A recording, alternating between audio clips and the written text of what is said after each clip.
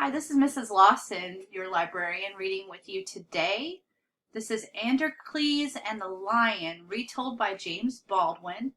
It is found in the Children's Book of Virtues by William J. Bennett, and I'm reading with permission from Simon & Schuster.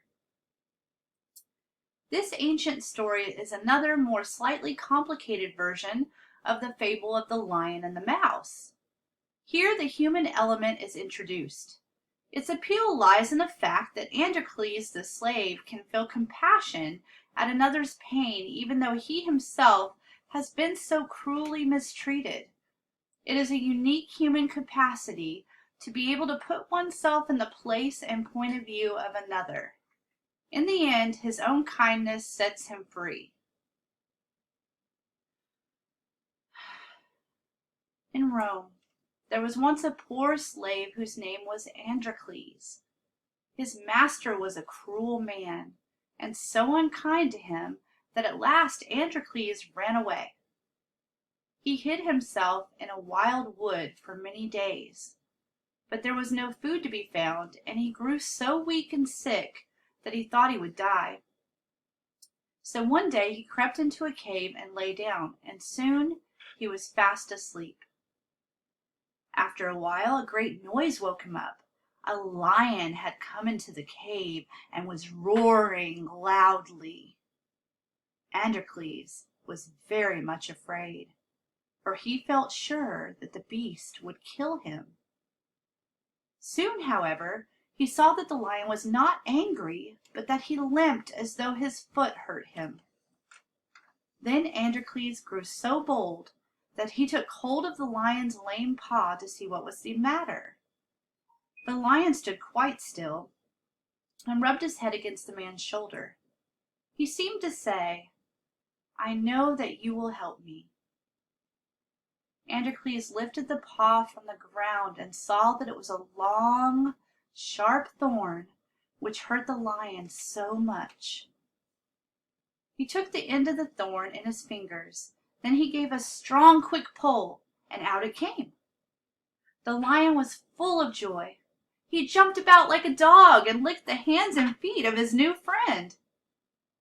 Androcles was not at all afraid after this, and when night came, he and the lion lay down and slept side by side.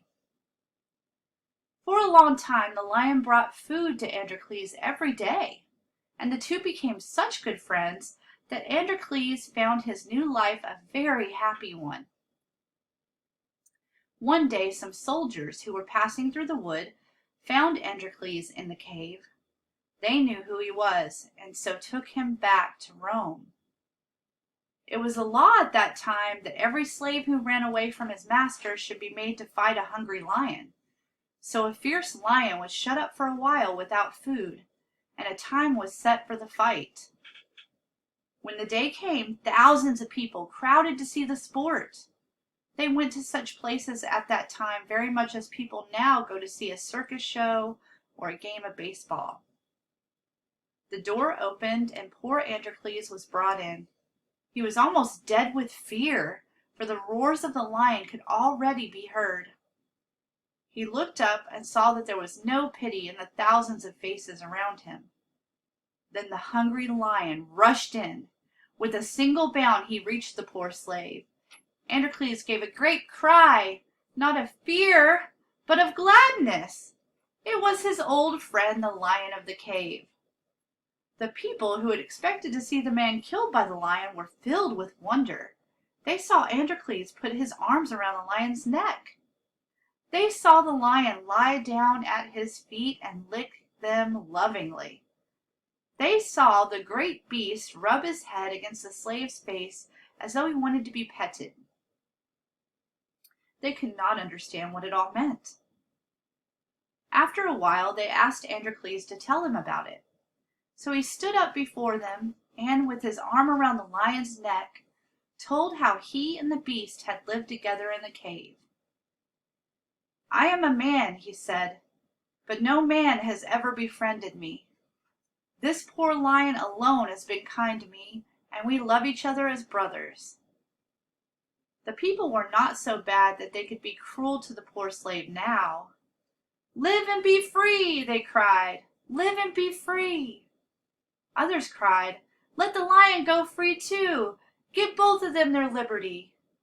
And so Androcles was set free, and the lion was given to him for his, I don't think for his bird.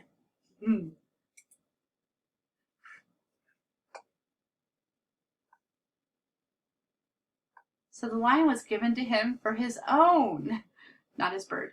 And they lived together in Rome for many years. The very happy ending. I hope you enjoyed Androcles and the Lion from the Book of Virtues. The end.